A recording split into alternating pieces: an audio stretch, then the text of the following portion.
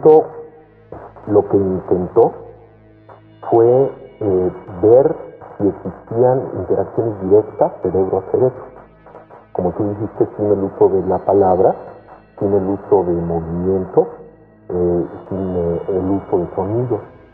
Entonces lo que hicimos fue construir una cámara tono amortiguada.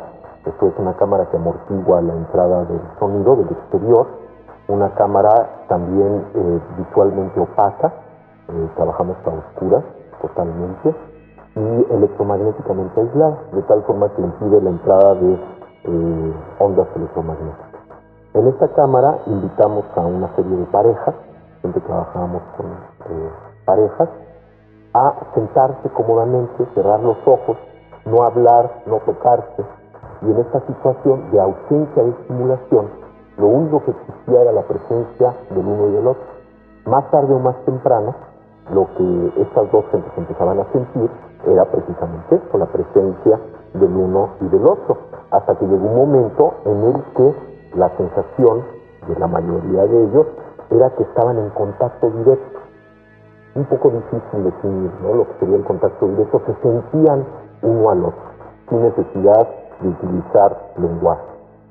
En ese momento, uno de los dos fue invitado a pasar a otra cámara, que también habíamos construido de antemano, con las mismas características, pues aislada, zona amortiguada y electromagnéticamente blindada de la primera, de tal forma, y eso es muy importante, que no había posibilidad de que ondas electromagnéticas pasaran de una cámara a la otra, por lo menos de ciertas frecuencias. En esta situación les invitamos a permanecer en comunicación, a seguir sintiendo la presencia uno del otro. El que se quedó en la cámara original fue estimulado, se le aplicaron una serie de destellos y registrada su actividad provocada ante los destellos, lo que llamamos un potencial provocado.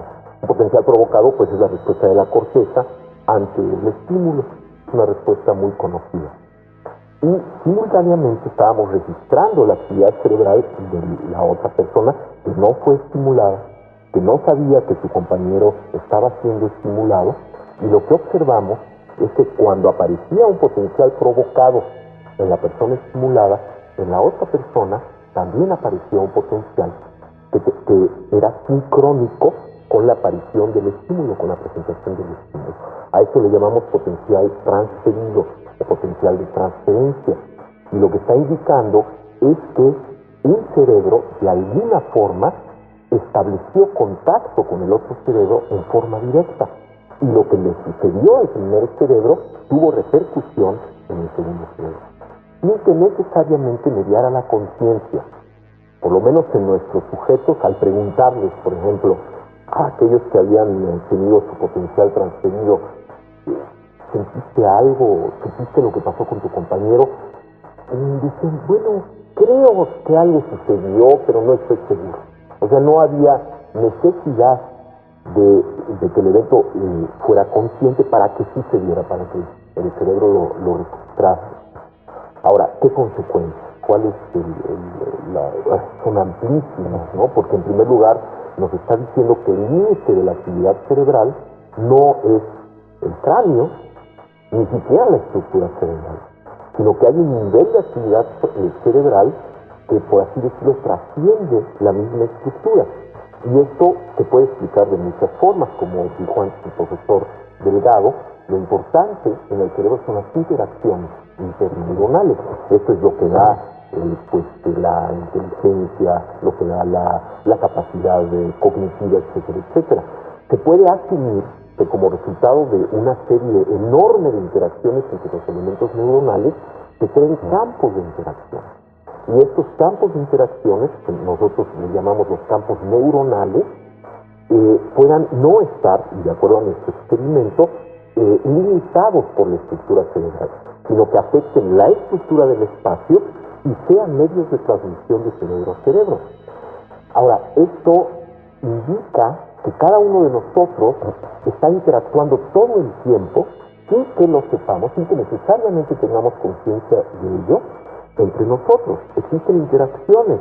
De tal forma que así como hay una red de interacciones interneuronales, podemos suponer la existencia de una red de interacciones intercerebrales. Y esto permitiría asumir la posibilidad de la existencia de un organismo que surja de estas interacciones intercerebrales.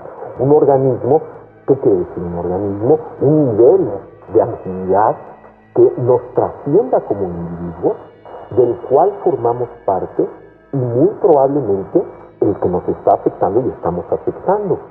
Lo que podría ser quizá la base estructural o fisiológica ya de la nueva fisiología de la conciencia planetaria, de un estado de conciencia que nos incluye, que estamos alimentando continuamente y que definitivamente nos está afectando, porque podríamos decir, bueno, esta red de interacciones intercerebrales, de alguna manera, como muestra el experimento, está afectando nuestra actividad cerebral. Por lo tanto, estamos recibiendo información de esta red. Yo le llamo el intercampo. Durante varios años estuvimos registrando la actividad del hemisferio derecho y del hemisferio izquierdo.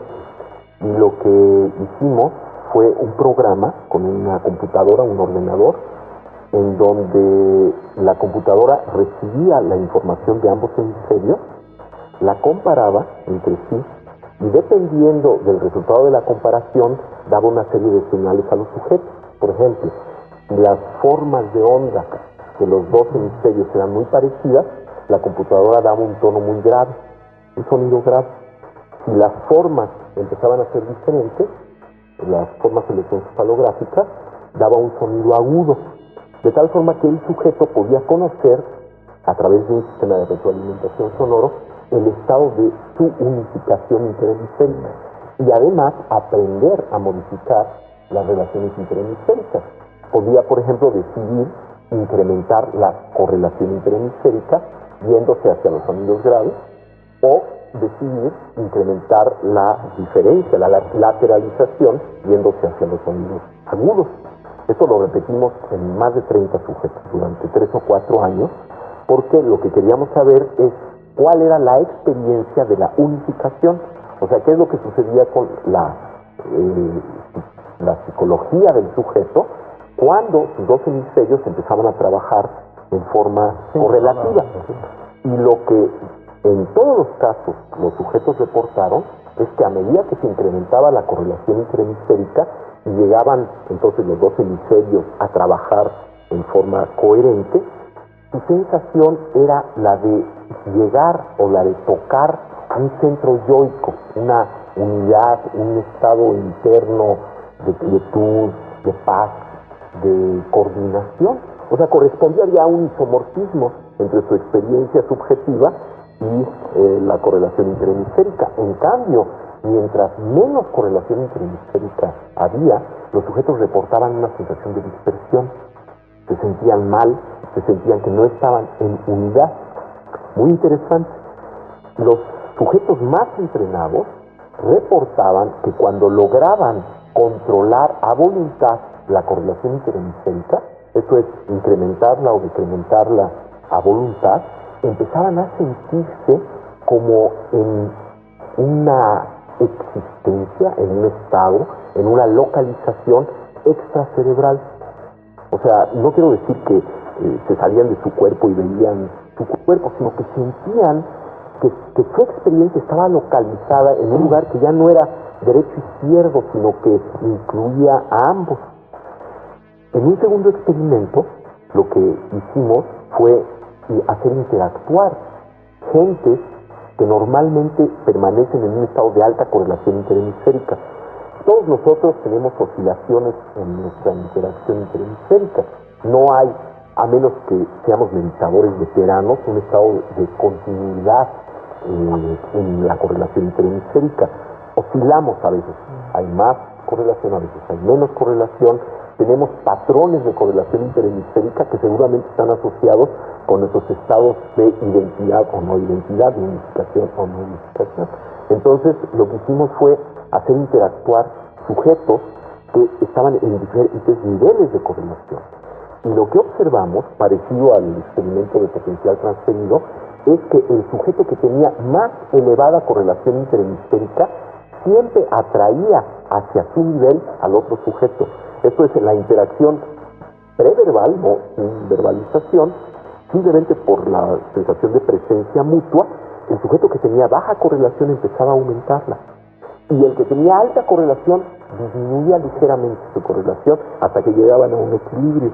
Y pienso que esto está muy interesante pensarlo en términos de las relaciones entre nosotros los humanos, cómo nos sentimos unos con los otros y hasta dónde el estado de unificación de alguien cambia el ambiente.